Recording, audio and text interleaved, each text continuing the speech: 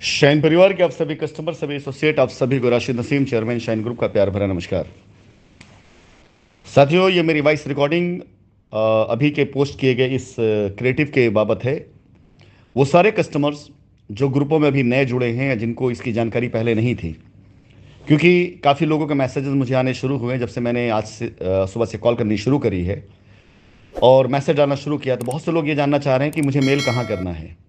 इसका मतलब ये है कि वो लोग जिन्हें अब तक जानकारी नहीं है, या कुछ लोग ऐसे भी हैं जो अभी नए जुड़े हैं ग्रुपों में, उन्हें जानकारी बिल्कुल नहीं दी गई कि आप किसी दी गई ईमेल आईडी पर मेल करके कंपनी को अपना डिटेल भेज करके, अगर आप लीगल में नहीं गए हैं तो अपने क्लेम को आप जल्द से जल्द पाने की गुंजाइश में या रेस में शामिल हो सकते हैं। तो सबसे पहले मैं निवेदन करूंगा उन सभी लोगों से जो लोग लीगल में नहीं गए हैं, वो सिर्फ वही लोग जो लीगल में नहीं गए हैं, अपने डिटेल, अपने डेटा जो मांगा गया उसे आप इन दी गई ईमेल आईडियों पर मेल करें। इन पूरी मेल्स को बाकायदा ऑब्जर्व करवाने के बाद, चेक करने के बाद, देखने के बाद, और आपका क्लेम में अगर कहीं कोई कमी है, यानी आपके पेपर में कहीं कोई कमी है, तो आपको डायरेक्ट फ़ोन जाएगा और आपको बताया जाएगा कि आपके पेपर में फला फला कमी, इसको कैसे सही किया जाएगा। और अगर आपका पेपर बिल्कुल मजबूत है, कहीं कोई कमी नहीं है, तो आपको कॉल अगर नहीं आ रही है तो आप खुश होइए कि आपको कॉल नहीं आई। बहुत से लोग ऐसे हैं जो मुझे कंप्लेन ये भी कर रहे हैं कि अभी तक मेरे से कोई कॉल नहीं आई। तो अगर आप पास फ़ोन नहीं जा रहा है तो आप समझिए कि आपका पेपर चेक या तो हो चुका है, संभावना इसकी ज़्यादा है, और कहीं कोई कमी नहीं निकली। और अगर कॉल नहीं गई है तो ये भी हो सकता है कि आपका पेपर भी चेक होना बाकी हो। अब आ जाता है एक अहम मुद्दा जिस पर मैं बात करना चाहूँगा। हमारे बहुत से कस्टमर्स ऐसे हैं जो जिन्हें लीगल में जाने के लिए प्रोत्साहित किया जा रहा है। किसी भी मामले में लीगल में जाना वो पार्टी का, पक्ष का अपना अधिकार होता है। उसके लिए आप किसी को कन्विंस कर सकते हैं, प्रेशर नहीं कर सकते हैं कि आप किसी को प्रेशराइज करेंगे, नहीं लीगल मत जाइए, लीगल में जाइए, ऐसा आप किसी को प्रेशर नहीं कर सकते हैं। परंतु सही बात बताना इसलिए ज़्यादा ज़रूरी है क्योंकि मैं जानता हूं, मैंने शाइन परिवार के कस्टमर्स के चेहरों को देखा है, मैंने उनकी मेहनत की कमाइयों को हमारी कंपनी में विश्वास साथ निवेश करते हुए देखा है।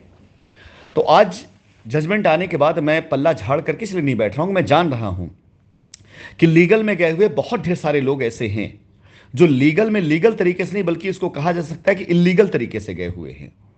यानी अगर किसी एफआईआर में सिर्फ वो कंटेंट ना हो जो रियल है, उसके अलावा ढेर सारे कंटेंट डाल दिए गए हैं, तो कहां से वो एफआईआर लीगल कहलाएगी।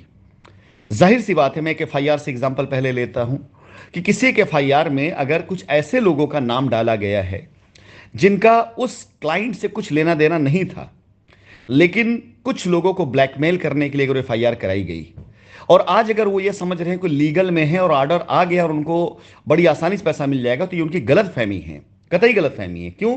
क्योंकि उस एफआईआर के क्लेम को अपोज करने के लिए मैं सामने खड़ा हूं कि सबसे पहले आप एफआईआर में लिखे हुए कंटेंट को साबित करिए कि अगर ये 10 लोगों का आपने नाम दिया है तो आपने बाकी जो लोगों का नाम दिया है वो कैसे मुजरिम थे, कैसे इन लोगों का आपने नाम दिया, आप ये साबित करें, स्थापित करें। बगैर आपकी दी गई कंप्लेन, आपकी दी गई एफआईआर में जो चीजें आपने मांग करी, जब तक आप उसको सही साबित नहीं कर देते हैं, तब तक किसी भी हाल में आपका क्लेम पास नहीं किया जा सकता है। हम उसे अपोज करेंगे।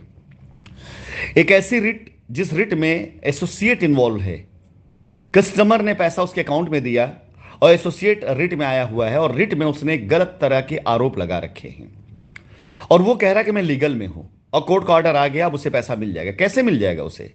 जब तक अपनी रिट में कहीं एक एक बात का सबूत, अगर जांच हुई है और उसका सबूत मिल गया है, मुजरिम है, तो रिट स्टैंड करेगी। और अगर सबूत नहीं मिले, सबूत नहीं पाए गए, तो कहां से वो लीगल रह गया? वो तो लीगल नहीं बल्कि इलीगल हो गया। तो इसका मतलब प्राइमा फेसिया ये दोनों प्रकरण ब्लैकमेलिंग का हिस्सा है। यानी जो एफआईआर आपने कराई गलत तरीके से, जिसके अंदर आपने वो पैसे जो नहीं दिए कंपनी में, उस पैसे क्लेम किया, जिसके अंदर आपने ऐसे लोगों का नाम दिया जिनका आपसे कोई लेना देना तक नहीं था, जिनसे आपकी कभी मुलाकात तक नहीं थी। अगर इन एफआईआरों में आपने ऐसे नाम दिए हैं जिनसे आपका मतलब नहीं था, ऐसा अमाउंट लिखा जिस आपका बिल्कुल कोई वो नहीं था, आपने अमाउंट नहीं दिया था, या रिटो में ऐसे गए हैं जहां पर आपने अनाप शनाप बातें लिखी हैं, आपने पैसा किसी और को दिया और आपने कंपनी दोषी बनाया है, तो जब तक वो सारी चीजें चेक नहीं हो जाती हैं, सारी एफआईआर सारे रिटें चेक नहीं हो जाती हैं, उनकी सत्यता प्रमाणित नहीं हो जाती है, तब तक उस रिट, उस एफआईआर पर 1 रुपया किसी को मिले, इसका हम ऑब्जेक्शन करेंगे, बिल्कुल ऑब्जेक्शन करेंगे।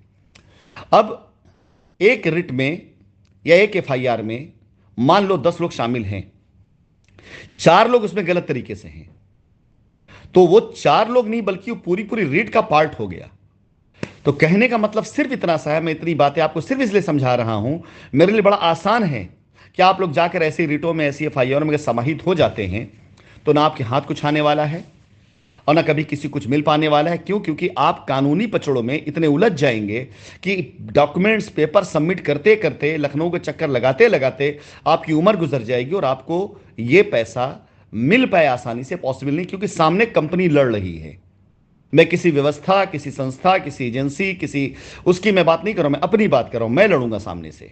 मैं इतनी आसानी से किसी भी गलत रिट और किसी भी गलत एफआईआर का क्लेम कतई पास नहीं होने दूंगा, किसी भी हाल में नहीं पास हो सकता है। अगर एफआईआर गलत है, रिट गलत है। कई पॉइंट्स हैं, कई एफआईआरों में गिरफ्तारियां हुई, गलत तरीके के पेपर लगाकर जमानतें कराई गई, कहां से उनके क्लेम पास हो जाएंगे? कई ऐसे एफआईआरें हुई जिन एफआईआरों को बदले में बाद में कब्जे या रजिस्ट्रियां उनकी कराई गई, कहां से उनकी हो जाएंगी, क्लेम पास हो जाएंगे? तो मैं इसलिए आप उन कस्टमर से निवेदन करूंगा जो लीगल में नहीं गए, आपका सारा पेपर, सारा डॉक्यूमेंट, सारी चीजें चेक करने के बाद, देखने के बाद मेरे सामने जो फिगर आया है वो एफआईआर में, लीगल में गए हुए कई गुना ज्यादा लोग ऐसे हैं जिनके पास जेन्युइन पेपर हैं, जायज पेपर हैं और ये एफआईआर में नहीं गए हैं। अगर हम एजेंसी को और कोर्ट को ये सारे दस्तावेज कंपनी की तरफ से प्रोड्यूस कराते हैं कि ये जेन्युइन कस्टमर जिनका पैसा सच में कंपनी में है, जो वाकई में हक रखते हैं अपना पैसा लेने का, इन्हें पैसा पहले दिया जाए, ये लोग हैं जो आज तक लीगल नहीं गए। इन बेचारों को 5 सालों तक इन झूठों की वजह से, इन गलत एफआईआरों की वजह से, इन ब्लैकमेल वाली एफआईआरों की वजह से या रिटों की वजह से इन लोगों को सफर होना पड़ा। असली विक्टिम ये हैं, असली परेशानी इनके साथ हुई है, असली दिक्कत इनके साथ हुई है। एक तरफ 500 एफआईआर, जिसमें से 300, 350, 400 एफआईआर ऐसी कगार पर जिनमें सच का कोई लेना देना नहीं, और एक तरफ 5000 से भी ज्यादा, उससे भी कई गुना ज्यादा, मैं एक्चुअल फिगर अभी नहीं बोल रहा हूं, क्लाइंट जो जेन्युइन हैं, जिनके पेपर, जिनके दस्तावेज पूरे चेक किए गए, जो बड़ी आसानी जिनके क्लेम उनको मिल सकते हैं। एक तरफ 5000 लोग जो जेन्युइन होने के बाद भी लीगल में नहीं गए और कंपनी भरोसा किया और कानून भरोसा किया और आज भी इंतजार कर रहे हैं, और एक तरफ 500 लोग जिनमें से 50% ज्यादा लोग गलत हैं। तो आप जरा खुद सोच करके बताइए कि आपका कदम किधर जाना चाहिए। एक तरफ वो 5000 लोग जो जेन्युइन, जिनके साथ मैं खड़ा हूं, कंपनी पैरवी कर रही है कि ये लोग जेन्युइन है, सही, इनको आप दीजिए पैसा पहले, और ये 550 लोग जिन्होंने गलत तरीके से एफआईआर, इनकी पूरी जांच की जाए पहले। अब आप खुद तय करिए आपको जाना किधर है।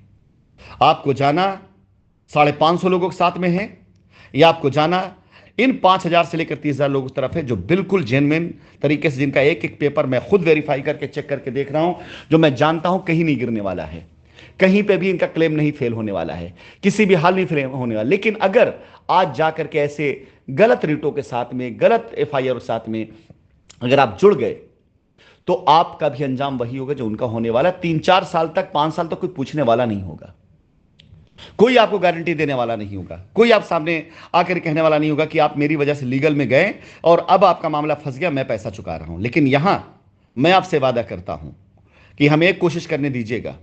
अगर उस एक कोशिश में फेल हो गया, नाकामयाब हो गया, तो आपकी मर्जी, आपके लिए रास्ता हमेशा खुला रहेगा। लेकिन मैं जानता हूं कि वो एक कोशिश मेरी फेल नहीं होगी, और अगर खुदा ना खास्ता कुछ ऐसा हुआ तो पर्सनल लेवल पर, व्यक्तिगत लेवल पर इतना सामर्थ्य मैं रखता हूं कि मैं आप लोगों की लायबिलिटीज को कोर्ट से परमिशन लेकर अपने व्यक्तिगत तरीकों, सोर्सों से भी खत्म करने की कोशिश करूंगा। तो इस दी गई ईमेल आईडी पर मेल करें, जो लोग ना कर पाए अभी तक वो, और जिन्होंने पहले किया और कॉन्टैक्ट नंबर नहीं दिया, बहुत से लोग इनके कॉन्टैक्ट नंबर नहीं आए हैं, वो अपने कॉन्टैक्ट नंबर डालें।